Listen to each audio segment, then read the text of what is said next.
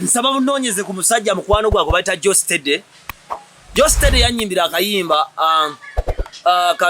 nga yagala kuba bulungi sente kuba kyenjuba tennavaayo mu mutiba go waliwo eddoboozi erivaayo ozuukuke otandike okukola manya ng'osimba omuti ogunakuwa ekisikirize ng'okaddiye raba nze nakimanya bwe siikole mba nalyawa kakati awo wava ensonga nsinzidde mu kayimba ka Geostaddy kennyini nnyini ke yayimba ke bayita sente.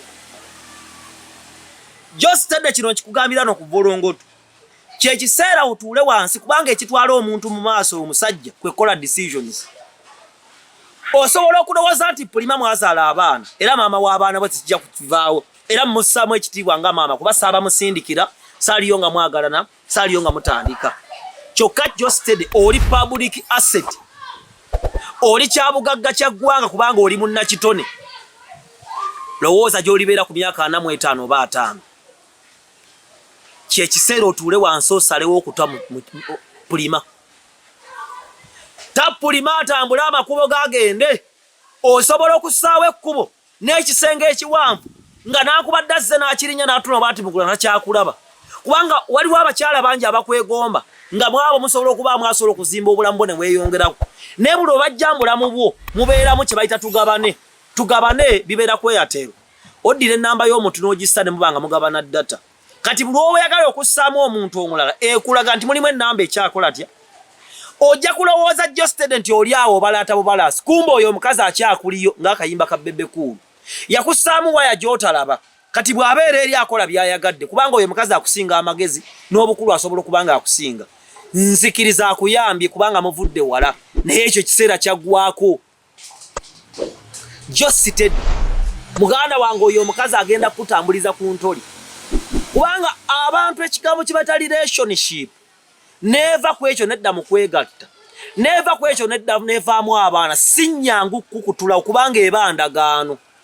Katonda yennyini ali mu ggulu akuuma endagaano n'omubi akuuma endagaano. Kati mwabaali mu ndagaano singa mubaamu omuntu nga tafaayo nga mwagala ogijjawo nga taliiwo tesobola kukutuka kubanga endagaano ekolebwa abantu aba. Kati Geostaddy oteekeddwa okutuula wansi mu bulamu bw'obwomwoyo n'obwomubiri kubanga tulina life 5, tulina zones 5 ez'obulamu: financial life, social life, physical life, sexual life ne spiritual life. Kati mu bulamu bwo bwonna mu ngeri gy'otalaba Pulima mwali kyova olaba ye abalala olina akasente gobetabanga ebyokusaaga naye oyo akyali mukazi wo kyokka taliiwo kubanga tobeera naye atambula n'agenda eno n'asiba mabaala ng'ali bwereere n'anywa n'ayogera bino n'agala n'abasajja abalala n'akomawo lumu alikuleetera obulwadde n'oweewuunya ensi na bulamu kubanga oyo akyali mukyalawo ligale. Kyokka osobola okumwekutulako obulamu bwo ne bweyongerayo. Tetutambula lwaleero tutambula kubanga waliyo olunaku lw'enkya.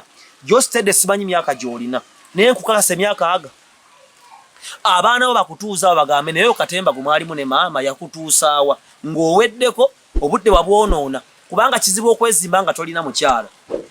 Kati bw'obanga olina omuntu yenna eyandizze agenda okukebera mbulamu bwo nga mulimu Pulima yokka Pulima taliiwo naye akulimu ng'entunuka bwagenda bwadda bwazunga bwadde eno bwagenda ebweru bwe yebamba bwagira nti maama w'abaana bange tonvumira maama w'abaana bange twava wala mwava wala era ajja kukomya wala.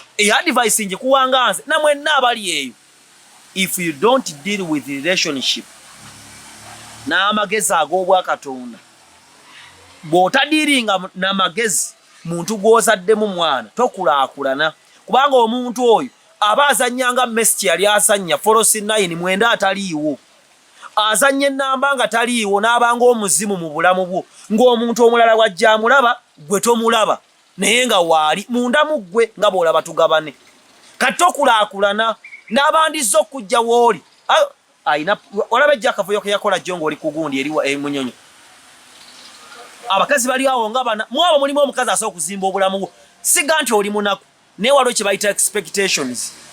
Waliwo omukyala bamuyitanga Susan Kiwummulo yatusomesanga erutunku kati bangamba asomesa side ze Wakiso Susan Kiwumulo bwafunanga nkaaga ng'agamba below expectation.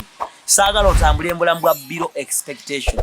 Emmotoka gy'olina n'ebintu by'olina gwe by'omanyi bw'ozibiriza bw'oti bikyasa okukubisaamu mirundi egi kubanga waliyo omuwala amwetegefu okuzimba obulamu bw'okubwongerako naye buli lwajja asangamu omuzimu gwa pulima anti mune yazaalamu abaana anti mune bakuza baana yeyo engeri baserebu gye batawasa ne bakwatibwa obuteeyongerayo mbulamu bakyala be bazaalamu baana ne bagirlfriend abatagenda ng'ate baagenda. Nze Dr. Tiamali gowe naagala okuzimba ennyumba yo naddala bakadaama babeere bweru w'eggwanga musindise sente zaabwe okuzimba ne babazimbire batategerekeka olwo omuntu ng'oyo yagala kuddabiriza nnyumba yo kusibira tiles kukubira ngalama siringi kutereereza waka kuzimbira ssomero kuzimbira church olwo mikwano gyange nze sitera kulikomendinga muntu nga simwesiga okyali ono nasoma naye baddanayebbanga gwanvu Balutunku Builders and Innovators.